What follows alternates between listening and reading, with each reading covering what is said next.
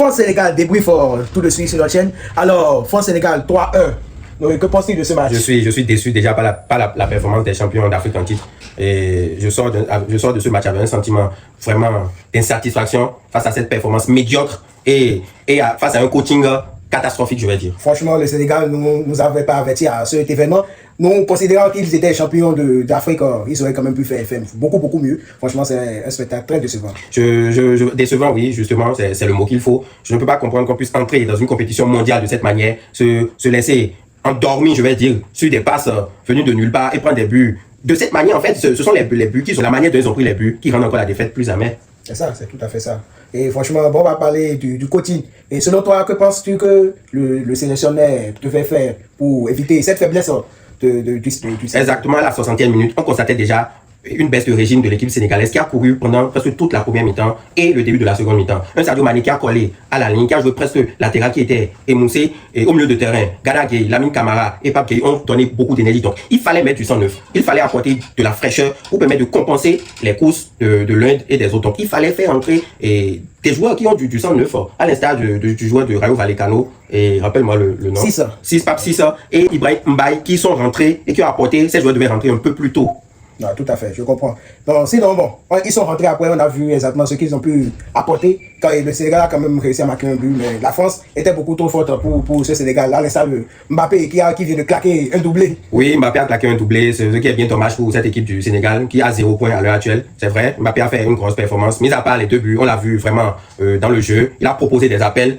C'est vrai qu'au début, les ballons ne lui sont pas parvenus, mais quand il a pu toucher ces ballons de la surface, cela a fait mouche. Il confirme encore qu'il est un des joueurs les plus différentiels de cette équipe de France et qu'il faudra compter essentiellement sur lui pour cette Coupe du Monde. En parlant de joueurs plus différentiels, je vois aussi Olysée. Oui, Olysée qui a sorti une masterclass. Il a sorti vraiment un gros match. Il était vraiment scellé en première mi-temps par Diouf et Sadio Mané, mais en deuxième mi-temps, il s'est plus repositionné au milieu du terrain et c'est là qu'il a pu décanter plusieurs situations. Donc, c'est parfait. Ce sera vraiment un danger aussi à suivre côté France. Bon, c'est à peu près ça. Le Sénégal nous a fait donner un coup à mer cette soirée. Oui, en tant qu'Africain, en tant que fan de foot, du côté de l'Afrique, toute l'Afrique était derrière ce Sénégal. On espérait, même si ce n'était pas une victoire, on espérait au moins un match nul, avoir un point et attendre les autres confrontations de la poule. Parce que n'oublions pas, il y a aussi la Norvège qui est dans cette poule, un candidat aussi sérieux à cette Coupe du Monde. C'est ce que je voulais même notifier. Espérons que cette rencontre de Norvège contre le Sénégal, ils vont pouvoir au moins amener un résultat quand même. On espère bien, ils doivent apprendre des erreurs de ce match qu'ils viennent de finir et savoir que une équipe, ce n'est pas seulement un joueur. Une équipe, c'est tous les 22 joueurs qui sont convoqués, les 26 joueurs du moins,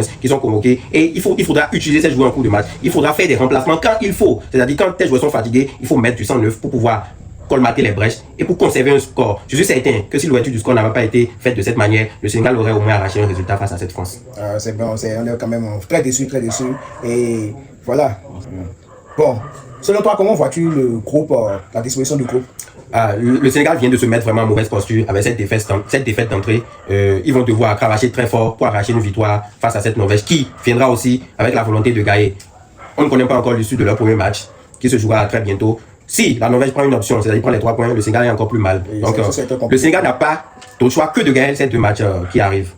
Il faut reconnaître que le Sénégal est bien rentré dans son match au début avec les lignes qui étaient bien, ils étaient bien organisés. On a vu les ailiers aider les latéraux pour fermer les espaces côté Mbappé, côté Olysée. Et ils ont pu, malgré cette manière de jouer, mettre un peu en difficulté cette équipe de France, notamment sur quelques contres. Oui, tout à fait. Le Sénégal a très bien commencé son match. Et si ce n'était pas qu'ils avaient raté quelques occasions, à l'instar des occasions de Jackson et Ismaël Assar, ils auraient peut-être déjà pris une très bonne option. Surtout cette action un peu avant la pause où ils pouvaient aller à la pause avec un score de 1-0. Oui, et ça allait directement changer la physionomie de ce match. Je trouve aussi que Mendy aussi a sauvé son équipe en premier mi-temps, notamment sur 2 arrêts, je crois. Oui, tout à fait. Mendy a permis à son équipe de rester vivant pendant un bon moment. C'est la fatigue qui a fait décanter la situation du match. Et pourquoi ils n'ont pas pu continuer dans cette dynamique selon toi? Vous faites une bonne période comme ça, tout le monde s'attend à ce que vous revenez pour continuer sur la même dynamique, mais oui, on constate qu'ils sont tombés dans le. Est-ce que c'est la France qui était trop forte ou c'est le Sénégal qui a péché? Non, c'est la fatigue en fait. À un moment donné, les Sénégalais étaient fatigués, donc ils ne pouvaient plus faire exactement les efforts qu'ils ont déjà fait tout au long de. Donc on ne met pas ça au crédit du génie de Mbappé et d'Olysée, parce qu'à eux deux, je crois qu'ils ont éteint toutes les velléités. C'est clair, mais on les a aussi vus en première partie, on a vu qu'ils n'ont pas pu le faire, tu vois, donc et c'est la fragilité de ce Sénégalais qui a fait maintenant qu'ils ont pu imposer leur qualité. Si tu étais Pape Thiaw, quelles seront tes consignes pour les fois à venir? Qu'est-ce que tu diras à tes joueurs quand vous vous retrouvez peut-être à la 60e minute de jeu et tu sens un peu plus de fatigue dans les jambes? Comment ils doivent se comporter sur le terrain? Déjà, moi, à la 60e minute, je dois forcément faire appel à un gars comme Ibrahim Mbaye pour plus de vitesse et puissance neuve, tu vois. Donc, et essayer de resserrer un peu mon milieu. Et toujours maintenir Sadio Mané pour essayer de quitter le fond de l'attaque. Donc, ce serait à peu près les changements que je peux. Personnellement, moi, j'ai été un peu déçu du match de Sadio Mané, qui a joué beaucoup derrière. Oui, c'était une consigne, il fallait aider son latéral, mais je pense qu'à un certain moment, si vous devez apporter du danger devant, vous ne pouvez pas compter sur Jackson, qui est un rateur professionnel, il faut le dire. Et il faudra repositionner Sadio Mané un peu plus devant pour qu'il puisse apporter cette finition qu'il faut, qui a manqué à cette équipe du Sénégal. Parce que contre des équipes comme la France, tu n'as pas forcément besoin de 1000 actions avant de mettre des buts. Quand tu trouves 2-3 actions, il faut les mettre au fond pour pouvoir défendre maintenant et essayer d'avoir un bon résultat. Après cela, je peux aussi faire un coup de gueule, vraiment un véritable coup de gueule à cet entraîneur qui n'a pas su faire les bons changements quand il faut. Il a fini par faire des changements, mais tardivement, quand le match était plié déjà à 2-0, ce qui n'a pas aidé cette équipe du Sénégal. C'est ça, tu as fait le tour, tu as à peu près tout dit. Et franchement, on aurait aimé que quelqu'un comme Gana Gueye aussi puisse prendre ses responsabilités au milieu de terrain. On l'a vu, il était un peu secoué et tout. Mais bon, vraiment, ensuite des ressorties de ballon, il était vraiment timide. Il tâtonnait, il perdait des ballons en premier mi-temps. Mais je crois qu'il s'est retrouvé un peu en deuxième mi-temps. Mais toute l'équipe sombrait déjà. Donc, c'était juste un désastre collectif en fait. C'est ça. Bon, nous espérons que le Sénégal apprenne de ces erreurs, comme nous l'avons dit un peu plus tôt, et sache qu'ils sont à une Coupe du Monde. Joue sans complexe et joue avec plus la tête en fait. Analyse bien les adversaires et se donne à 1000%, nous devons dire. C'est ça, tout à fait. Ils doivent être plus dur. Regardez plus exigeants envers eux-mêmes. Être très défensif, même dans le jeu. Ne pas forcément chercher à s'exposer à tout bout de champ. Être compact, comme le fait si bien des pays comme l'Égypte. Exactement. Donc, je leur souhaite ça afin de profiter des contres que de pouvoir desserrer leur ligne pour laisser des brèches.